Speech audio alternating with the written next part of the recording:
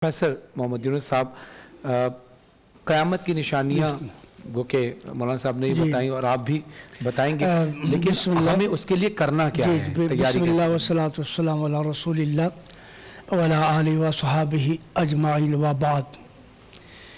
यक़ूलुल्लाहु अज़्ज़ा व जल्ला फ़ी मुहकम तंज़ीलिhi फ़हल यंज़ुरूना इल्ला अस्साअ अन तातियहुम बग़ततन फ़क़द जाअ अशरातुहा। क्या ये इस बात के इंतज़ार में है कि क़यामत अचानक इनको आ ले? उसकी निशानियाँ आ चुकी हैं, उसकी निशानियाँ आ चुकी हैं।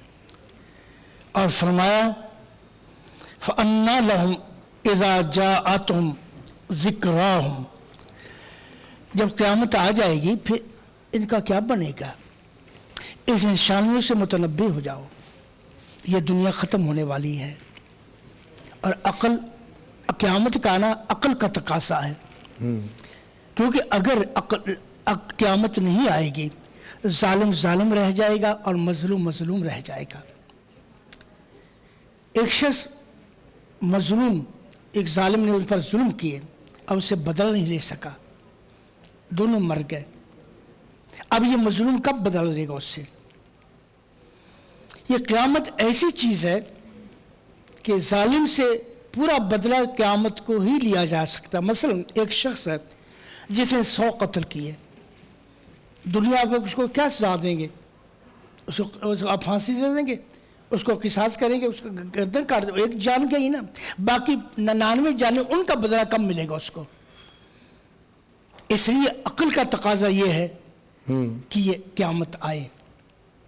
और क़यामत की निशानियों में से बाज़ निशानियों का ज़ुहूर हो चुका है, जैसे रसूल अकरम सल्लल्लाहु अलैहि वसल्लम की बेइज्जत, ये ख़ुद क़यामत की निशानियों में से निशानी है। रसूल अकरम ने फरमाया बुइस्तु अना वल क़ियामा हकज़ा, मैं क़यामत इस तरह है, क्योंकि मेरे बाद कोई नबी नहीं आएगा, मैं आखिरी नबी हूँ।